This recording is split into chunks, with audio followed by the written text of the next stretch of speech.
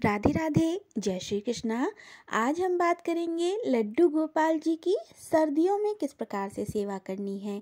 तो लड्डू गोपाल जी अधिकतर घरों में विराजमान हैं और अब तो लाडली भी बहुत घरों में विराजमान हैं। राधा रानी की सेवा हम लड्डू गोपाल जी के साथ साथ करते हैं।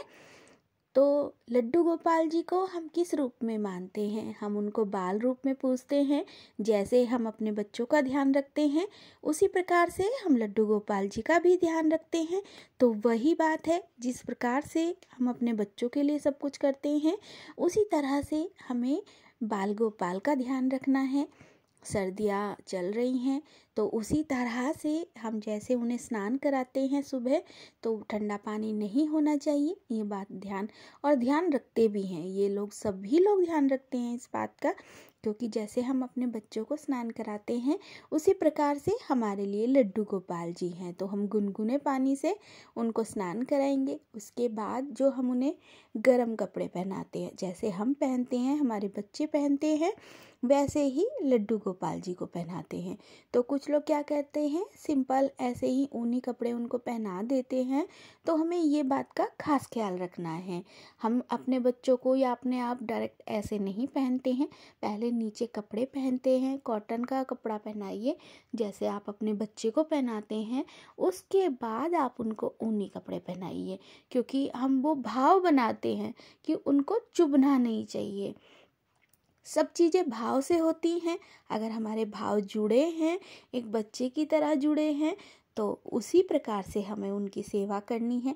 पहले आप उनको कॉटन का कपड़ा पहनाइए, उसके बाद आप उनको ऊनी वस्त्र पहनाइए उनके।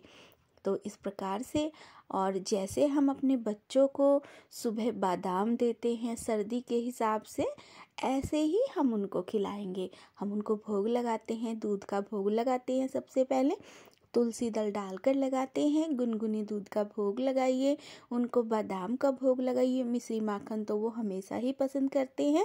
तो कोई भी मौसम हो हम उनको भोग लगाते हैं, और जो आपके पास अवेलेबल है चीज़ आप उससे भोग लगा लीजिए।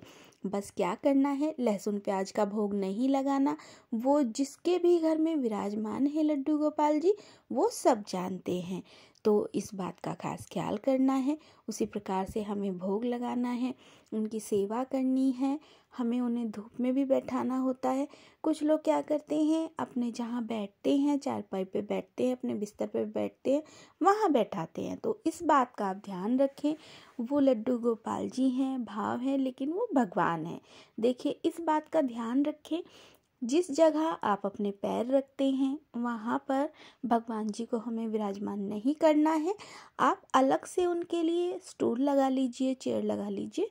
अलग से एक चौकी हो जो उन्हीं की होती है, उनके लिए हम बनवाते हैं। आप उनको वहाँ पर बैठाइए। अगर आपके पास नहीं है तो कोई बात नहीं है, आप उनको अपने मंदिर में ही रखें। धूप में बैठाना, छाँव में बैठाना, ये एक भाव की बात है। हम जैसा भाव बनाते हैं वैसा ही हो जाता है।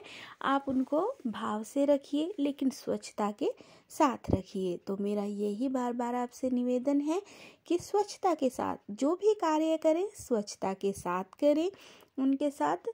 और शाम का रूटीन भी यही होता है। कुछ लोग क्या करते हैं, भोजन का भोग लगाते हैं। कुछ लोग क्या है, सिर्फ दूध का भोग लगाते हैं। तो वो अपनी, आप जैसी भी सुविधा हो आप वैसा कर सकते हैं। भगवान भाव के भूखे हैं, वो किसी और चीज़ के भूखे नहीं हैं।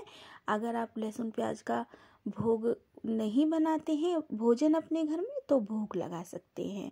अगर आपके घर में ये लहसुन प्याज बन रहा है तो आप उसको ना लगाएं, आप सिर्फ दूध का भोग लगाएं।